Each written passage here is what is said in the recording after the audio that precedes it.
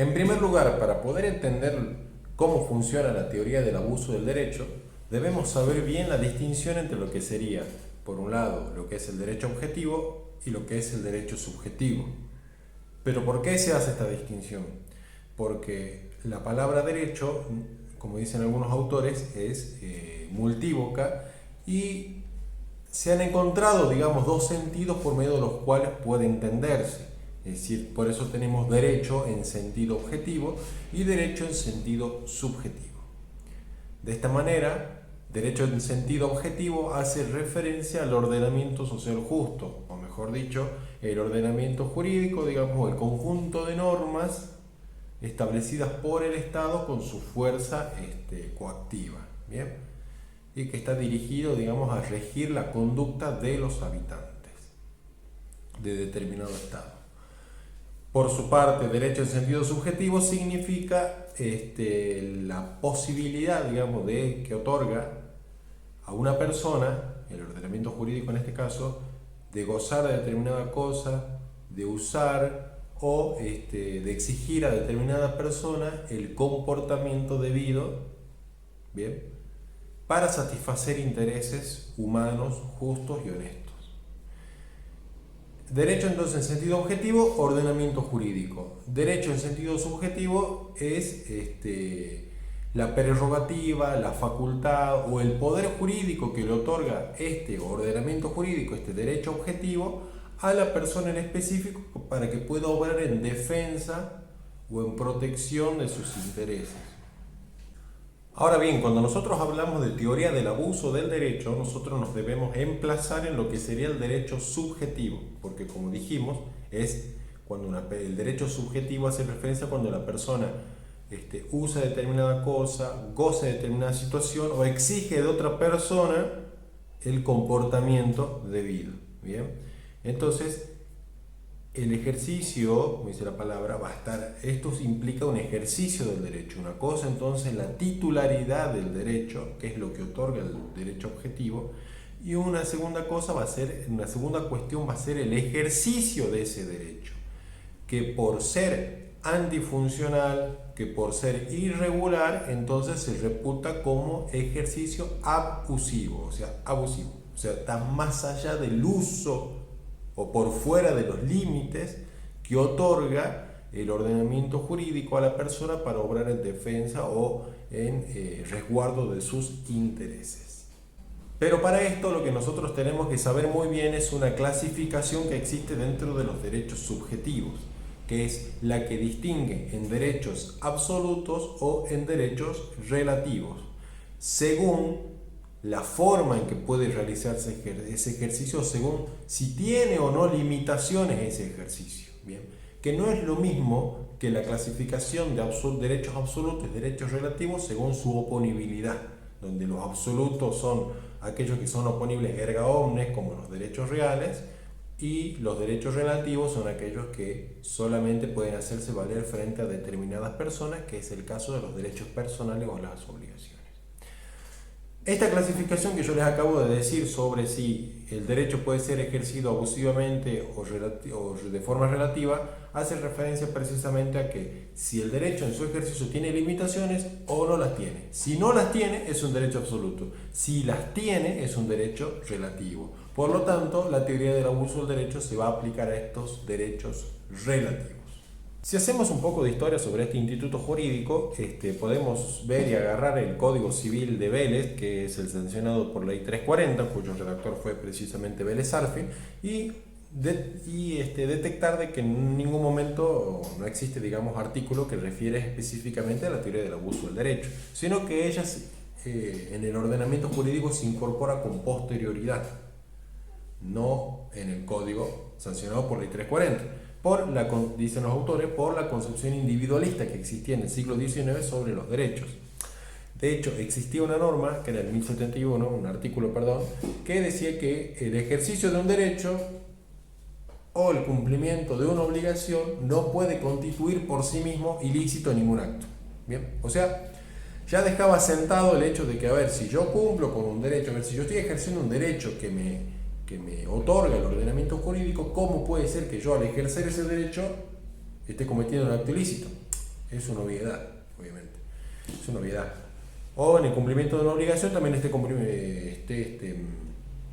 cometiendo algún ilícito. Habría una contradicción, digamos, insalvable si a mí me otorga un derecho y a su vez por el ejercicio de ese derecho yo estaría cometiendo un ilícito. Pero no se ha previsto el tema del abuso del derecho. Sino que el abuso del derecho después, en 1949, con la constitución de ese año, que se sanciona en ese año, en el artículo 35, se incorpora lo que sería una teoría del abuso del derecho bastante amplia. Sin embargo, en la reforma de 1968, mediante la ley 17711, se incorpora en la teoría del abuso del derecho en el artículo 1071, es decir, y aquí vamos a ver una diferencia metodológica con el Código Civil y Comercial, se incorpora dentro de lo que es la parte de los actos ilícitos. Como segundo párrafo del artículo que yo recién mencioné, del 1071, que decía que el cumplimiento el ejercicio de un derecho o el cumplimiento de una obligación no puede constituir por sí mismo como ilícito ningún acto. ¿Y qué es lo que agrega después, en el segundo párrafo? El segundo párrafo agrega diciendo de que la ley no ampara el ejercicio abusivo del derecho. Bien, perfecto. Entonces ya ahí pone un límite del ejercicio del derecho. O sea, vos podés ejercer un derecho, podés cumplir con una obligación, pero no tiene que ser de manera abusiva. De hecho, también le agrega en el primer párrafo que el ejercicio regular de un derecho, ya no dice ejercicio de un derecho, dice ejercicio regular. Por lo tanto, podríamos deducir que la teoría del abuso del derecho implica un ejercicio irregular del derecho. Bueno, pero ¿qué más dice? Nos dice entonces que la ley no ampara el ejercicio abusivo del derecho. Ahora, ¿cómo determinamos cuándo hay ejercicio abusivo del derecho? Entonces dice, se considerará tal aquel que contraríe los fines que se tuvieron en miras al reconocerlo o cuando contraríe la moral, las buenas costumbres y la buena fe. Bien, entonces ya teníamos determinado el abuso del derecho. Existen distintos criterios, eso sí hay que tener en cuenta, existen distintos criterios para determinar el abuso del derecho, o existían, perdón, porque el código tiene que elegir alguno, no es que elige todos. Bien. Uno de los primeros autores franceses que empezó a estudiar esto, que es el ejercicio del abuso del derecho, es Josserand. No sé si se dirá así porque es francés, pero si digo Josserand, cuando lo lean se van a acordar. Este autor entonces empieza a estudiar el ejercicio abusivo del derecho y instala en primer momento criterios subjetivos, que va a haber ejercicio abusivo del derecho cuando se haga un ejercicio del derecho con intención de perjudicar a otro. Esa es la primera. La segunda es cuando se lo haga con culpa de la gente, o sea, no bastaba el dolo, o sea, la intención de perjudicar, sino que era con culpa. Y el tercer criterio subjetivo era cuando se lo hacía sin intención alguna o sin utilidad alguna. Después está el criterio objetivo, que Josserand, después de estudiar y reflexionar sobre esta cuestión, dice, no, a ver, me doy cuenta que en realidad el abuso del derecho se configura cuando el ejercicio que hace una persona de su derecho contraría los fines del derecho. O sea, los fines de ese determinado derecho tuvo o que el legislador le acordó al momento de reconocerlo y crearlo. Bien. En vigencia ahora del nuevo Código Civil y Comercial, ya no está instalado dentro de lo que serían los actos ilícitos o la responsabilidad civil, la teoría del abuso del derecho. Sin embargo, que se lo ha trasladado como un principio general dentro de lo que sería el título preliminar, ubicándose actualmente en el artículo 10, que dice más o menos así. El ejercicio regular de un derecho propio o el cumplimiento de una obligación legal no puede constituir como ilícito ningún acto. Sigue con la misma redacción originaria, agregándole lo de regular. Bien. Segundo párrafo, dice, la ley no ampara el ejercicio abusivo de los derechos. Lo mismo que el 17711, pero acá hay que tener en cuenta que cambia un poco la redacción, porque en lo que va a venir ahora, porque antes había un criterio de decir, bueno, hay ejercicio abusivo cuando el ejercicio del derecho contraría los fines que se tuvieron en mira al reconocer el derecho, lo cual implicaría una interpretación histórica o pretérita, como que nos tenemos que ir a ver lo que el legislador en su momento tuvo en cuenta para reconocer ese derecho. Y entonces hacer un análisis desde el pasado para ver cuál fue la finalidad que le otorgó el legislador a ese derecho. Bien, que eso es lo que cambia ahora con el nuevo Código Civil con esta redacción. Y dice: se considerará tal el que contraría los fines del ordenamiento jurídico o el que excede los límites impuestos por la buena fe, la moral y las buenas costumbres. Bien. Entonces ya no se tiene en cuenta, no es que no se tiene en cuenta, o sea, mejora la redacción porque amplía la interpretación del juzgador, o sea, del juez, que le dice: a ver, vos cuando tengas que analizar si un ejercicio es abusivo, lo que vas a tener en cuenta es los fines dentro de lo que es el ordenamiento jurídico, el fin que tiene ese derecho. Bien.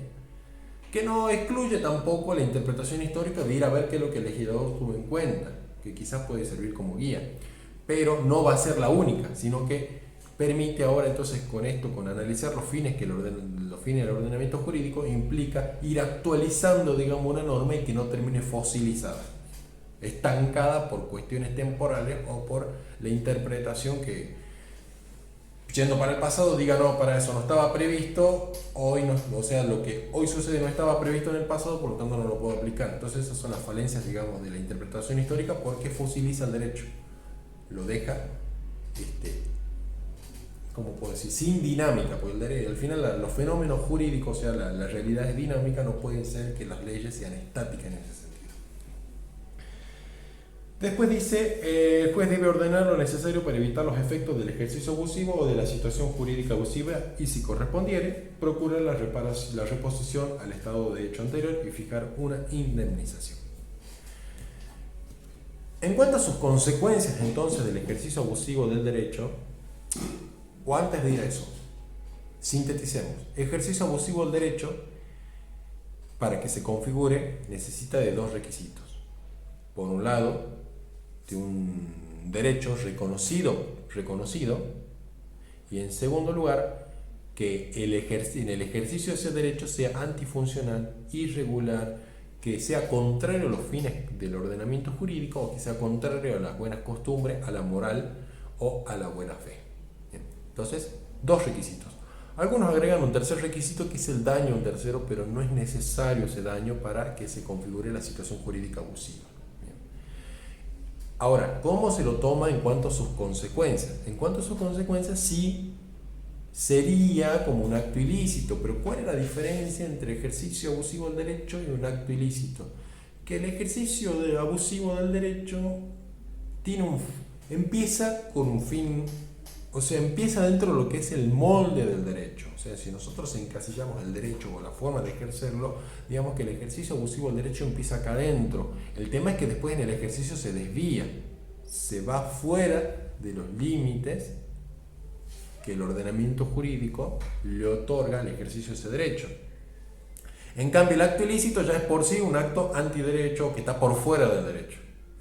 Lo que se hace es asimilarlos en cuanto a sus consecuencias, y de esta manera entonces el ejercicio abusivo del derecho es también una de las fuentes de las obligaciones, en este caso porque engendra responsabilidad civil.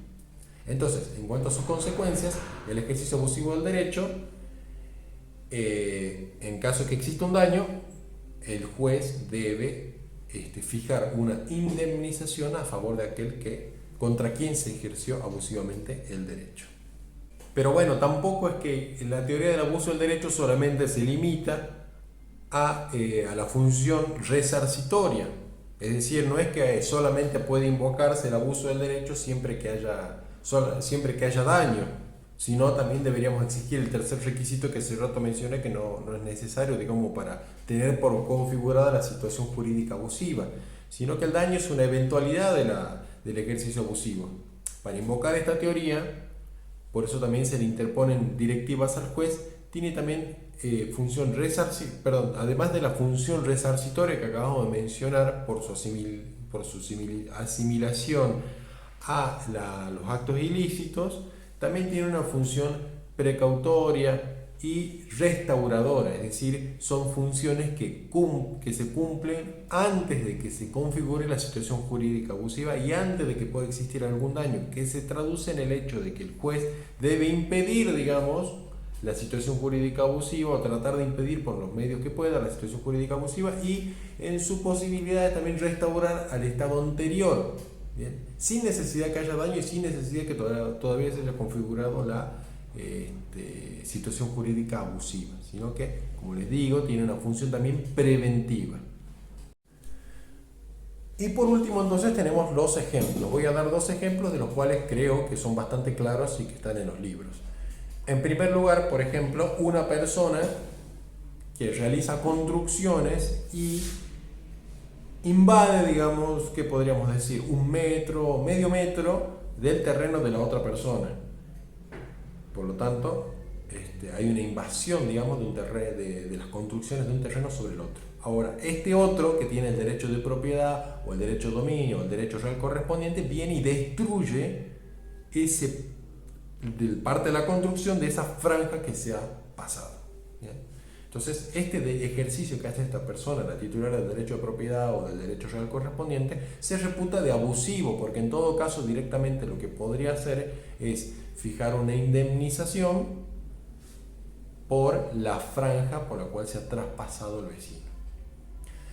El segundo ejemplo sería que, por ejemplo, yo celebro un contrato de compra-venta y voy pagando las cuotas, voy pagando el 70% de las cuotas y ya hice unas mejoras por el 40% del inmueble porque ya me han otorgado la posesión, tenemos boleto de compra-venta, he pagado el 60% de las cuotas, como digo, y supongamos que me atraso por 2 o 3 meses. Y el acreedor, o sea, en este caso el vendedor, solicita la rescisión del contrato y que por lo tanto las cosas vuelvan al estado anterior. O sea, yo tendré que devolver las mejoras, me tendré que devolver el dinero, yo le tendré que restituir aparte el inmueble. Esto se reputó también como un ejercicio abusivo del derecho porque en realidad él ya puede cobrar, digamos, por medio del procedimiento judicial que corresponda, o sea, primero a veces por algunas provincias por medio de una mediación extrajudicial y recién después por medio de un juicio civil, las cuotas impagas, no siendo necesario y hasta siendo abusivo que él me solicite la rescisión del contrato, con todos los efectos que ello implica y encima me va a costar muchísimo más a mí como comprador satisfacer, digamos, esa pretensión. Entonces, por eso ahí hay un ejercicio abusivo. Como les digo, en síntesis, el ejercicio abusivo, yo tengo un derecho, pero lo ejerzo por fuera de los fines que el ordenamiento jurídico por fuera de los fines del ordenamiento jurídico o contrario a las bases de la buena fe, las buenas costumbres y la moral.